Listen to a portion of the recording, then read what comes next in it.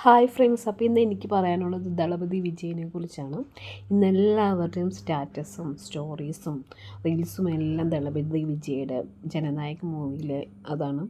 കുറേ പേര് ഇമോഷണലായിട്ട് വീഡിയോസ് ചെയ്തിട്ടുണ്ട് ആളുടെ പഴയ ഇതൊക്കെ എടുത്തിട്ട്.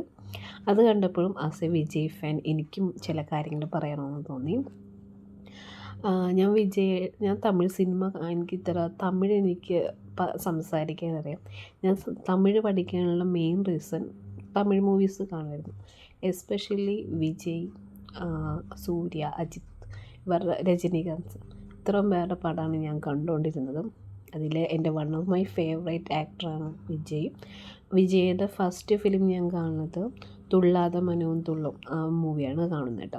അപ്പോൾ അതിൽ ഒരു ക്യാരക്ടർ, നമുക്കെല്ലാവർക്കും അറിയാം, കുട്ടി എന്നുള്ള ക്യാരക്ടർ രുക്കുവിൻ്റെ പുറകിലൊക്കെ നടക്കുന്ന ഭയങ്കര ഇമോഷണലായിട്ടൊരു മൂവിയാണത്. എത്ര പ്രാവശ്യം അത് കാണും, ഇപ്പോഴും ഞാനിന്ന് കാണും. അതിലെ പാട്ടൊക്കെ എനിക്ക് ഒരുപാട് ഇഷ്ടം. പിന്നെ വിജയുടെ സിനിമയിലൊരു പ്രത്യേകത എന്ന് പറയുന്നത് വിജയുടെ സിനിമയിലെ സിനിമയിലും എല്ലാം മ്യൂസിക്കൊക്കെ അടിപൊളിയാണ്. ഇമോഷണൽ ആയിക്കോട്ടെ, ആക്ഷൻ ആയിക്കോട്ടെ, എല്ലാം നമുക്ക് ഭയങ്കരമായിട്ട് ടച്ചബിളായിട്ട് തോന്നും.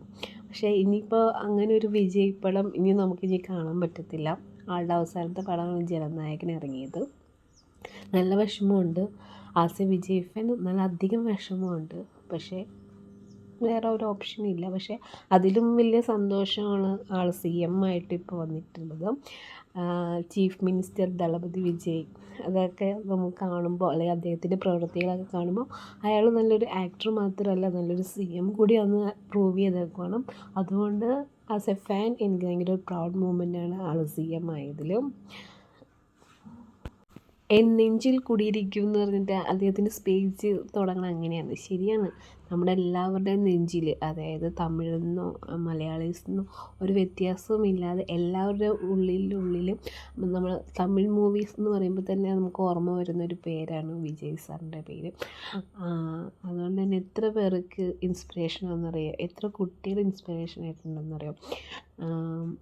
നമുക്ക് എത്ര വിജയ് ഫാൻസ് തന്നെ നമ്മുടെ കേരളത്തിൽ തന്നെയുണ്ട്. വിജയുടെ ഓരോ സിനിമകൾ നമ്മൾ എടുത്തു നോക്കിയിട്ടുണ്ടെങ്കിലും നല്ല ഫിലിമുകളുണ്ട്, പൊട്ടിപ്പോയ ഫിലിംസ് ഉണ്ട്, ബ്ലോക്ക് ബസ്റ്റർ ആയിട്ടുള്ള ഫിലിംസൊക്കെ ഉണ്ട്.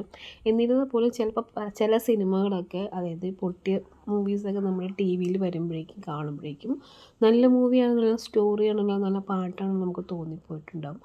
പക്ഷേ ആസ് എ വിജയ് ഫാൻ ഞാൻ തിയേറ്ററിൽ പോയിട്ടാണ് എല്ലാ മൂവിയും കണ്ടിട്ടുള്ളത്.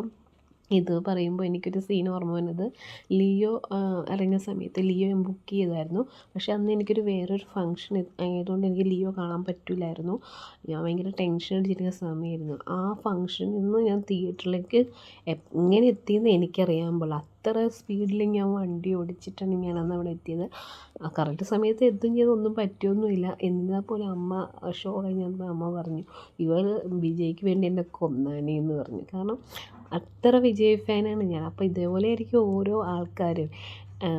അപ്പോൾ അങ്ങനെ ചെയ്യാൻ പാടില്ല. എന്നിരുന്നാൽ പോലും ആ വിജയോടുള്ള സ്നേഹത്തിൻ്റെ പ്രതി, ആ ഒരു ഫിലിമിനുള്ള ഇഷ്ടത്തോട് ചെയ്തതാണ്. അപ്പോൾ എനിക്ക് പെട്ടെന്ന് വിജയുടെ ഇതൊക്കെ കണ്ടപ്പോൾ എനിക്ക് അതാണ് ഓർമ്മ വന്നത്. ആ വിജയ്ക്ക് എല്ലാവിധ ബെസ്റ്റ് വിഷസും നേരുന്നു. നല്ലൊരു CM ആയിട്ട് ഇനിയും കണ്ടിന്യൂ ചെയ്ത് നല്ല നല്ല കാര്യങ്ങൾ ചെയ്ത് പ്രൂവ് ചെയ്തിട്ട് നല്ലൊരു CM ആവട്ടെ എന്ന് വിഷ് ചെയ്യുന്നു. അതേപോലെ തന്നെ ഒരു ലാസ്റ്റായിട്ട് ചോദിക്കുവാണ്, ഒരു പടവും കൂടെ ചെയ്യാം. CM ആയെന്ന് വെച്ച് പടമൊന്നും ചെയ്യാതിരിക്കുകയൊന്നും വേണ്ട. ഇനിയും നല്ല നല്ല ക്യാരക്ടേഴ്സൊക്കെ വരുമ്പോഴേക്കും വിജയ് പടം ചെയ്യണം. ഒരു വിജയ് പടം ഇനിയും കാണാൻ ഞങ്ങൾ എന്തായാലും ആഗ്രഹിക്കുന്നുണ്ട്. ഫുൾ സപ്പോർട്ടുണ്ട്.